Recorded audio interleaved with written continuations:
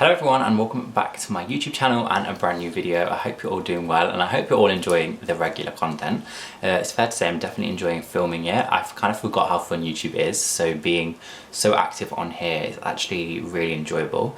So I've got my phone in my hand because, as you would have seen by the title of today's video, it is a Q&A. I just thought, with me being more active on here now and obviously trying to grow this platform, I'd answer any kind of questions that you guys had. So if you don't follow me on Instagram, that is where I tend to do like my polls and my question boxes, so come and follow me over there. So if you guys do have any questions, you guys can put them over there too. But yeah, so it's just a little Q&A. I literally put a question box on my story saying ask me anything, so I've kind of just picked what questions came through.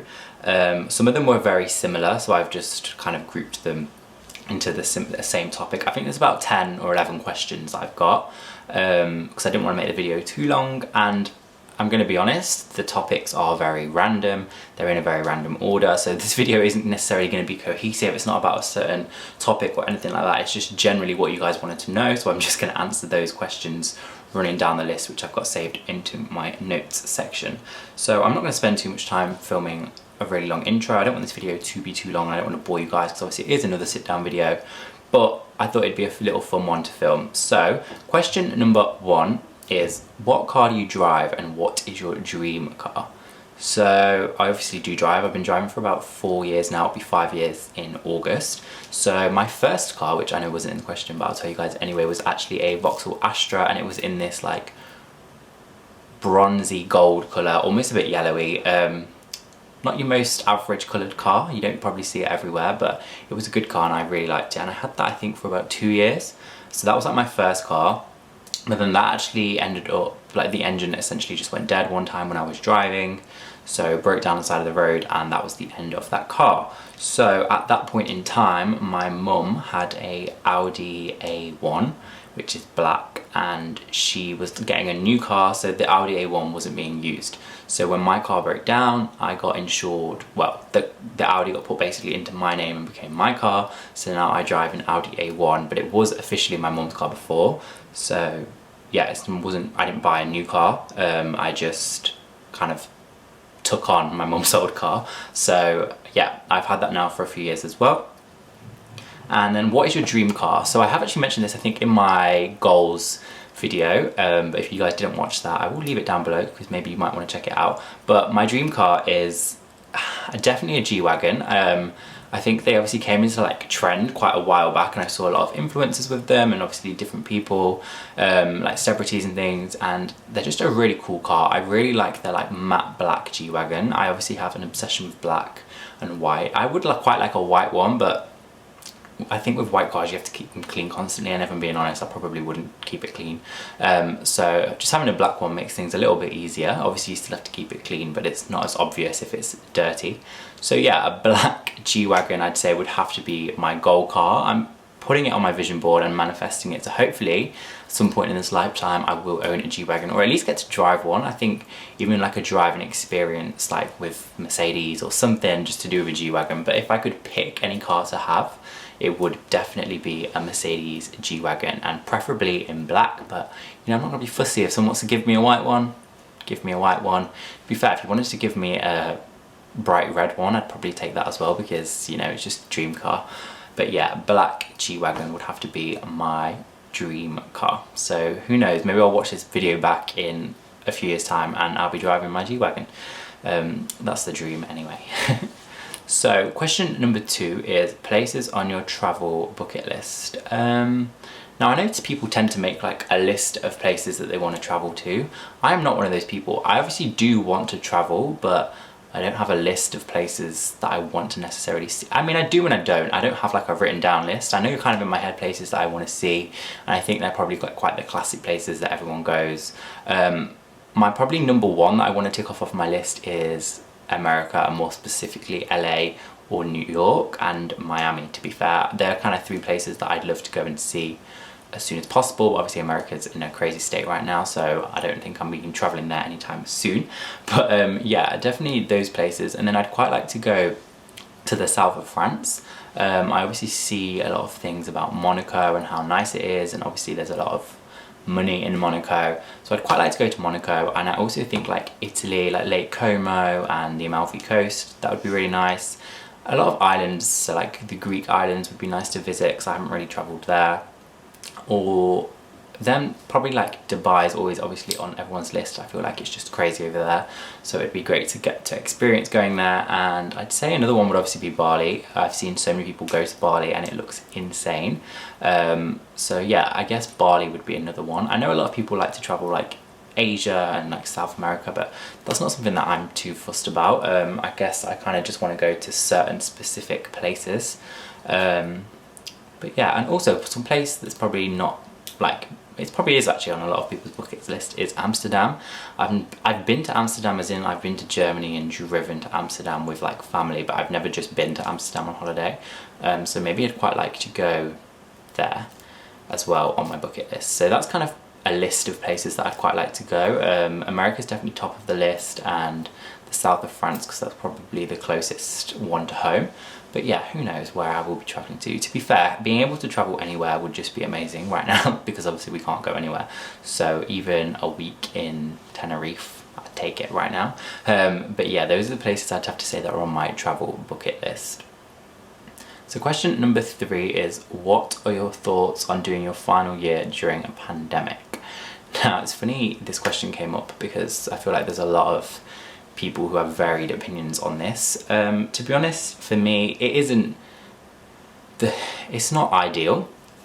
Obviously being online is very different to having face-to-face teaching, but at the same time, I think we've not got reduced hours. At the end of the day, a lecture is an hour in person and it's still an hour online. I think the content essentially is still the same. And my general opinion on it is if you want to do well and you want to study, you're going to put in the time, regardless of whatever obstacles get in your way. You've just got to work hard, put in the time, put in the effort, and you'll do as best as you can. I think as long as you try your best, that's all you can do. And I think there's a lot of people complaining right now, and I just think you're not the only one. I'm not the only one in the situation. There's so many people in the situation, so kind of just suck it up and get on with it, is my honest opinion. Now obviously this is my own opinion, I'm not saying anyone has to agree with me, and I'm not saying it's the right opinion. Obviously I know we're paying fees and things, and people saying that they're not getting the most out of their money, but you were going to pay that, in my eyes, you were going to pay that fee anyway, and I know you're not necessarily getting the same as what you were getting before, but you're still paying because you're getting the teaching and you're getting the experience from your lecturers and all of the information.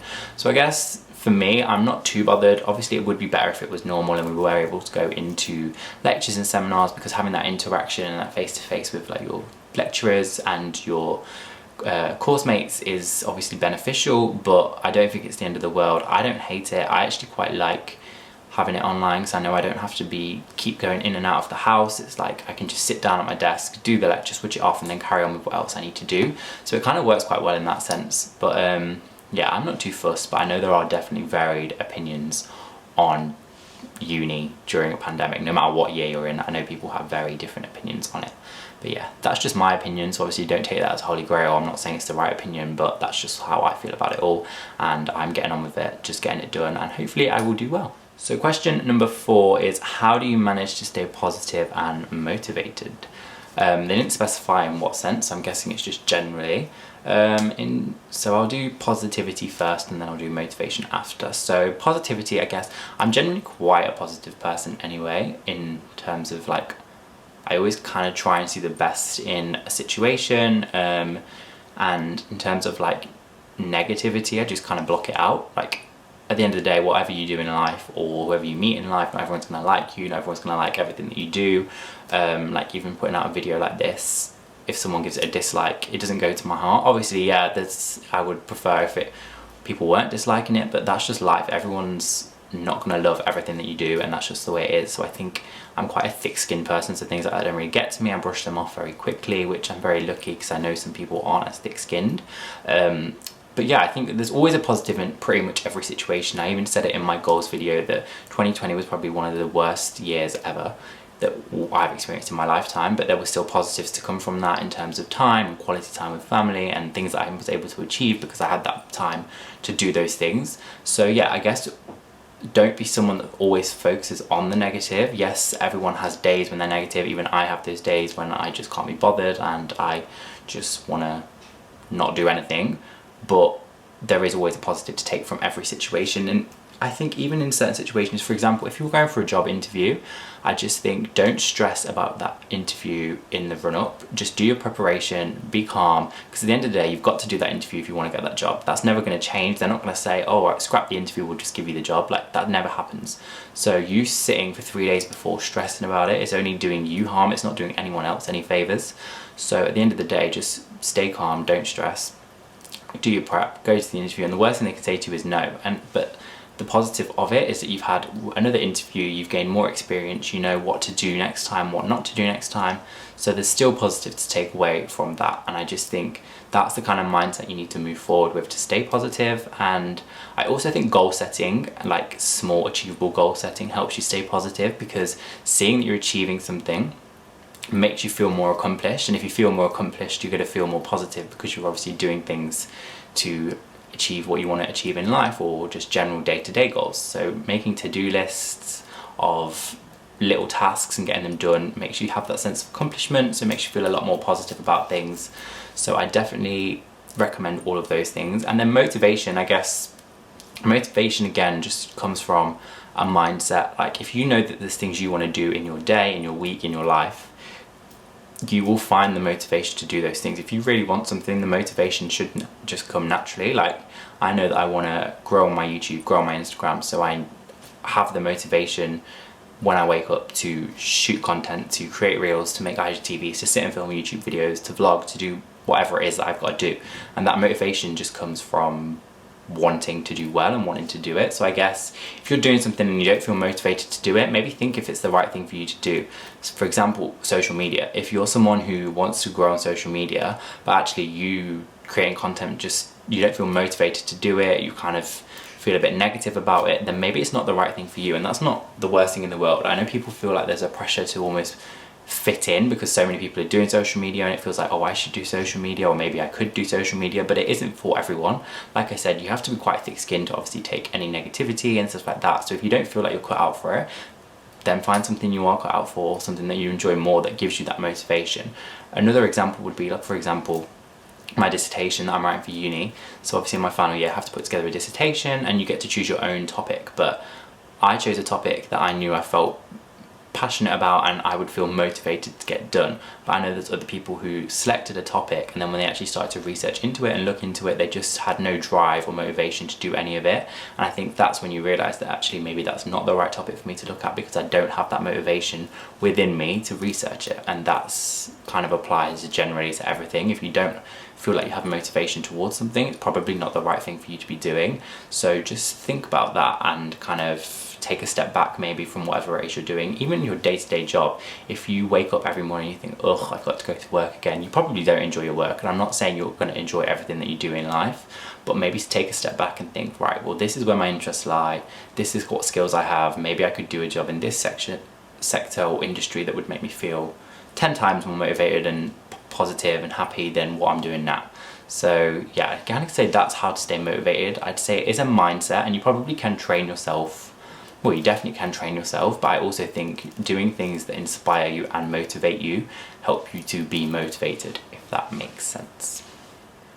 Okay, so my next question is, what would you say are your wardrobe essentials / staples? Now, this is a great question. I feel like they change, some of them stay the same and some of them change. So maybe I can put together a video for you guys about this. If that's something you'd be interested in, do let me know in the comments if you want to see like an essentials or staples for your wardrobe video. But I'll mention a few in here briefly. So first I'm going to start with footwear. So I think white trainers, any kind of white trainer is essential. A white trainer, just a plain white trainer, doesn't have to be branded or anything. Just a plain white trainer goes with every single outfit you could ever wear, and that is holy grail. Like, you can put anything on and your white trainer will go with that. Even if you wore an all white outfit, at the end of the day, it's gonna go. So I think having that in your wardrobe is an essential. You can always reach for them. If you're not too sure what shoes to wear, just reach for those white trainers and you'll be good to go. Then I think accessories I would more recently say, so jewelry I think is a staple in everyone's wardrobe. It just elevates an outfit a little bit more. Like even today I'm in a tracksuit, but I feel like because I've got a chain, a watch, and my rings on, it just makes me feel a little bit more put together. So definitely I would recommend investing in some statement and like whatever your favorite color is, whether it's silver and gold jewelry that you can just wear and throw on daily just to make yourself feel a little bit more put together. I'd also say on the accessories department that more recently I've got into caps, and I think a cap actually is a wardrobe staple. Just a black cap or whatever colour you prefer, but I'd say black in my wardrobe because I obviously wear a lot of black, whites and greys, and it goes with all of those. But yeah, I just say having a cap, it's just such an easy piece to throw on. Obviously if you've just, I don't know, woken up and you need to nip somewhere, you've got to just go walk the dog or whatever you've got to do, you just throw it on your hat and you're good to go. So yeah, cap. And then I'd say joggers, good fitting joggers are always good. Joggers go with everything, can be dressed up, dressed down. I think a leather biker jacket is definitely a staple because again, it goes with every outfit. I tend to get one in black if you're only going to get one, but obviously there are loads of other colours out there as well. And then a good pair of blue and black denim jeans for sure. So whatever fit that might be, obviously people have different preferences for their body shapes and body sizes. So I know I quite like a tapered, just like a straight leg kind of fit at the minute. So I make sure I've got a good black pair in that style and a good blue pair in that style. And then just some good quality t-shirts that you can throw on. And then I'd say a white shirt is quite staple as well, because obviously if you're dressing an outfit up, a white shirt just goes with that, but it can also be dressed down with, like, if it's an oversized white shirt with shorts, trainers and like little socks. Again, a very easy outfit. So yeah, I'd kind of say those are my staples. That was very off the top of my head. I didn't really sit down and think about it properly. And then I guess at the minute I'm living in matching tracksuits. Obviously I've got my Adenola one on here today. So a matching tracksuit again is probably a staple. I don't know if it's just because of right now, but I live in them 24/7 anyway, and my Instagram is covered in matching tracksuits because it's a full outfit, because it's obviously top and bottom, so easy to throw on, it's comfy, it's cozy, you can do errands, you can go into town. If you've got your biker jacket, you can dress it up so you look a bit more put together. You've got your white trainers, it's a full look. So I guess a matching tracksuit would be my final wardrobe staple / essential as well. But like I said, if you want to see a whole video on that, I would be happy to put that together, because I think there are quite a few different staples that you can have in your wardrobe to make like a range of outfits with as like your base. So do let me know in the comments if you want to see that, and I will put that together for you. Okay, so my next question is, who takes your Instagram content? So this is a very easy one. When I'm at home, which is obviously where I'm at now, my little sister either takes them for me or my mum takes them for me. Just depends who's free at the time and who wants to. I mean, usually my sister's like, no, I don't want to take them, but she will in the end. And my mum will also take them for me. And then when I'm at uni, it's usually my best friend Chloe who takes them for me, but my other friends do take them from time to time, just depending on who's free and who kind of I'm with that day. So, and obviously because I live with Chloe, it's just easier for her to do the majority of them, because especially now where you're not supposed to be mixing and whatever, it's just easier to be with her and just do it with her. So yeah, just my friends, my family, and generally whoever I'm with at the time, and if I want to get a picture. To be honest, I kind of just I'm taking a lot of credit here, but I kind of line it up. I know the shot that I want, where I want it lower, higher, flat, sort of tilted. So I kind of just put the camera in place and then get them to press the button for me. But I'm not taking away from their skill or anything like that, because I very much appreciate them taking all of my content for me. So the next question is, why did you want to start a fashion page on Instagram? So I have probably spoken about this a few times in a few different videos, so sorry if you're bored of hearing me talk about this, but I just started it because I got a job when I was about 17 at Topman, and kind of realised that I had an interest in fashion and I had quite a good eye for styling and putting outfits together. And then I kind of grew my own interest in clothes and kind of grew my own style, so then I kind of wanted to share those pictures on social media. So I chose obviously Instagram because at the time that I started, which was quite a few years ago now, not many people were doing it, but there were the bigger influencers who were actually then starting to make a job out of doing it. So I just started posting my outfits, and yeah, that's kind of why I started. And it was just a hobby, to be honest. I just enjoyed doing it, and I still enjoy doing it now. It's still why I carry on. And then I decided that I was going to study fashion management at uni, so it all kind of just fitted together. And yeah, because I enjoy it so much, I just carried it on, and it's obviously growing every day. So yeah, that's basically why I started. There's no crazy story behind it. I just kind of wanted to share my own outfits. I probably didn't start it as soon as I would have liked to. It was something, I feel like everyone that does it now says this, but it was something that I would have wanted to start a bit earlier, but was a bit apprehensive about doing it, and then I just one day decided I was going to do it, so then I just did it. I did actually have a blog, which I then took down, and then I just left it on Instagram, and then obviously started my YouTube. So yeah, that is why I started my Instagram page. I hope I answered that question. Next question is, how did it feel to work with brands such as ASOS, and how did it get started? So for anyone that doesn't follow me on Instagram, I've done like a few posts with gifted content, gifted products from ASOS, which I am every day very grateful for that I even get that opportunity. So it feels amazing, and I'm very, very grateful and very appreciative of the brand, any brand that sends me clothes, to be honest, not just ASOS. ASOS is just one example. I think ASOS was a big one for me because I've shopped there for years, and I still shop there every day, pretty much all the time. There's always a parcel from ASOS in this house. So yeah, that was just a big one for me, but I appreciate every brand I get to work with and every opportunity. In terms of how it comes around, it kind of just is outreach between the brand and myself. So I sometimes send a few emails to a few different brands just to see if they'd be interested in doing any kind of gifted or paid collaboration or working together, and vice versa. If a brand wants to work with me, they'll just reach out. So yeah, it's just about building relationships, to be honest, and networking with different people, and yeah, that's kind of how it all just comes about. And obviously I've worked with brands like ASOS, I Saw It First, Jack Wills, Cluse, Desenio, not just fashion brands, obviously watch brands, accessories. Desenio is obviously prints, and I love my Desenio prints, which are behind me here. So yeah, I'm very grateful for all of those opportunities that I get. Okay, so I've got 3 questions left. So the next question is, do you want to be a full-time influencer?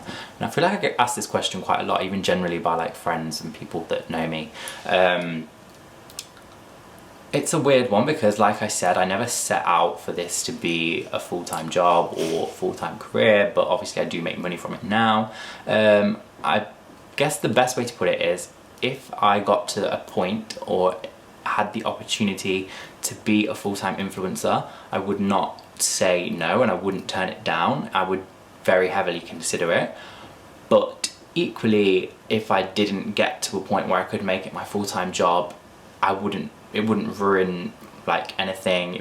I wouldn't be upset about it, because it's not what I set out to do. I don't know if that makes sense. It makes sense in my head, but like, that's not my goal. My goal isn't to be a full-time influencer. Obviously I would love to if it got to that point, and I would heavily consider doing it. But if I didn't get there or get to a point where it was possible to do that, I wouldn't be distraught, if that makes sense. I don't want it to feel like I'm not appreciative of this, and I don't obviously want my platforms to grow and to gain obviously a wider audience and more opportunities, because I do want that. But what I'm saying is, if it didn't become my full-time job and was only a side job or like a side income, that is fine too. I hope that answers that question.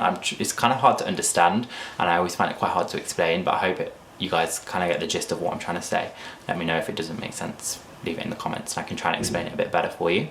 So my next question is, what are your plans for when you finish uni? So when I finish uni, my plans, I don't know, I very much thought I had my plans set out. I knew that I wanted to move to a new city, to get a cool job, hopefully at like a cool fashion brand, very fast paced, because obviously I do PR and like I have an interest in PR and in events and like the influencer world. I kind of wanted to work somewhere where that was a big focal point of the brand.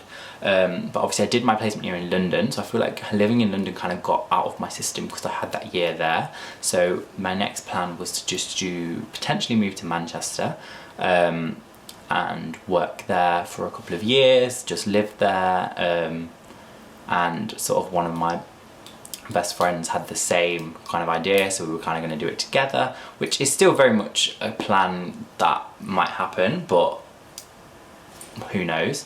My other plan, which has kind of come around more recently, is that I feel like I haven't given social media and all of this the biggest chance that it probably needs, if that makes sense. So when I finished sixth form, I was originally going to defer uni and focus on this for my gap year and just carry on working at Topshop, which is where I worked at the time, and just focus on creating content and shooting images and all of that.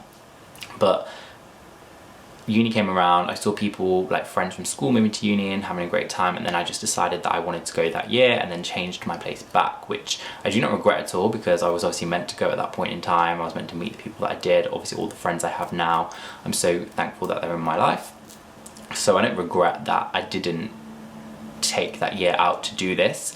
But what I kind of think now is that when I finish uni, like, that's education essentially done for me. Like, I've done school, I've done sixth form, I've then done uni, so maybe now I've kind of got this time before going into a full-time job where I could just focus on this, whether it be, because obviously I finished uni around May, June time, whether I just focus on the rest of 2021 on my social media. So obviously I stay here at home, I create my content and just focus on that for a year, try and save a bit of money, or whether I do it for a year even, so from June to June next year, just focus on this, smash it out, and see then at the end of that time where I'm at with this, kind of what is going on with it, what place I'm at, and then see what steps I want to take next. But I haven't decided. There are kind of two plans. It's whether I give this the time which I feel like I should do to see where it gets to, or whether I do just go and move to a new city and get a job, and yeah. But who knows, let's just see what happens, I guess. I don't stress about it too much. I just kind of, when the time comes, just go with the flow. That's very much how I am. So yeah, we'll just see what happens. But so my final question is, what is your business idea that you want to launch? So I'm guessing that person watched my goals video. So I basically mentioned that I would like to start my own business or brand. I kind of always knew when I kind of got into fashion that's something I wanted to do. I wanted to have like essentially a brand that is associated with me but not under my name, if that makes sense. So the plan is, without giving too much away, to build a brand under a name that was obviously my brand but it's not associated with me. So like my name won't be in it and none of that. I'll just be like behind the scenes. I might obviously be in some of the imagery because I shoot a lot of content and feel comfortable behind the camera, but apart from that, it's very much like a brand in itself that I can just build and hopefully will grow and just be there on the side of everything else that I do. So yeah, without saying too much, that's kind of what the plan is, and I'm hoping the brand will potentially launch this year and it will be very much around my style and my image. But yeah, let's just say fingers crossed and keep your eyes peeled for anything that comes with that.